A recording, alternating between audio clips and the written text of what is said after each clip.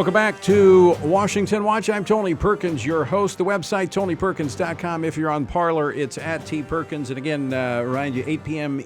Eastern Time tonight, Pray Vote Stand. We'll be joined by a number of folks, including former Congresswoman Michelle Bachmann, Pennsylvania Representative Stephanie Borowitz. So join us 8 p.m. Eastern Time to pray for our nation. All right, Joe Biden is assembling his team, which is turning some heads. For instance, Neera Tanden, president of the Center for American Progress, a very far-left organization, has been tapped, reportedly, to be the director of the Office of Management and Budget. Now, what's significant about that? Well, she spent a lot of time attacking GOP lawmakers on social media. In fact, she's gone back to try to clean up her social media trail.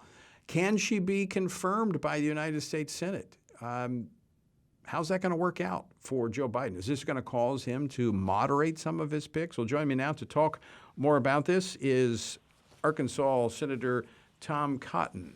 Senator, thanks so much for joining us. I know you had some votes, so I appreciate you making your way to join us today.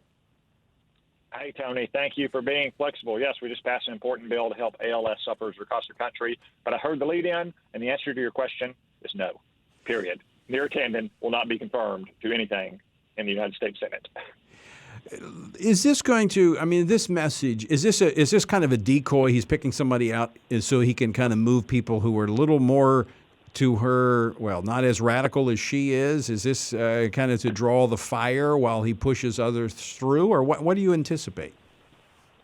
Tony, I've heard that theory floated, but, I tend to think that in politics, as in sports, as in life, it's better to win than to lose, and that new presidents-elect do not want to intentionally lose on either nominations. I think it just goes to show how committed Joe Biden is to what he promised, which is to be the most progressive administration in American history. And Neera Tanden, man, you should see some of the things she's proposed in the past. She thinks that Congress should not pass a coronavirus relief bill unless it gives handouts to illegal aliens. That's a hill to fight and die on when it comes to getting aid to the American people. There's no telling what she would do if she was in charge of the budget at the Office of Management Budget. She'd probably say that amnestying 15 million people would actually be good for federal finances.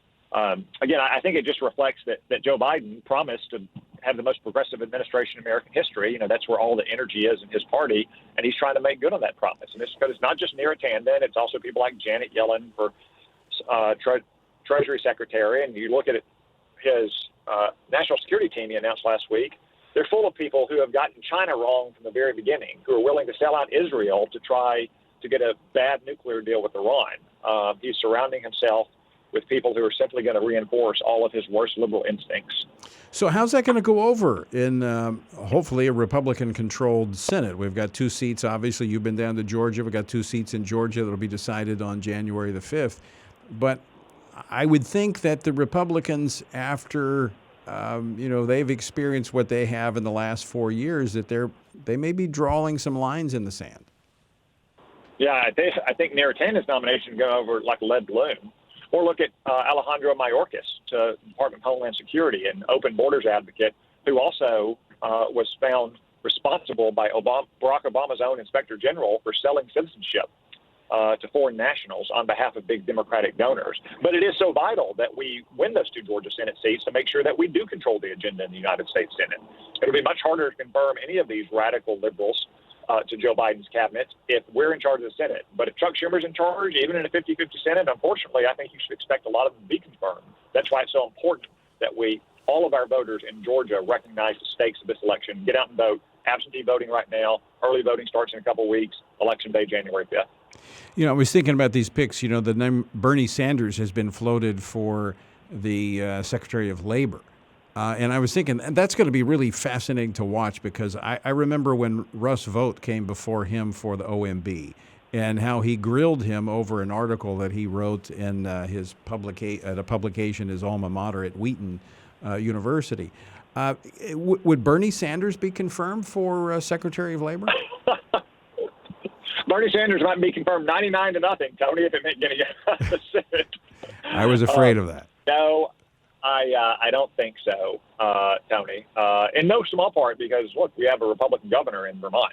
And even if they win both Georgia races, which I do not for a minute believe they will, that would tip the balance of power over to the Republicans. But should we win the Georgia races, 52-48, they still don't want to give up a Senate seat to make it 53-47.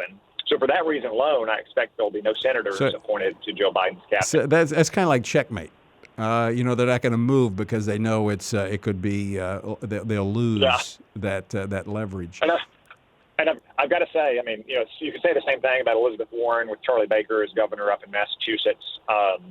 I'm sure that Joe Biden is really heartbroken that he doesn't get the opportunity to have Bernie Sanders and Elizabeth Warren working alongside him in the cabinet every single day. I mean, there's probably plenty of other liberals he's happy to have in those positions. He's got an excuse, I'm sure, with this.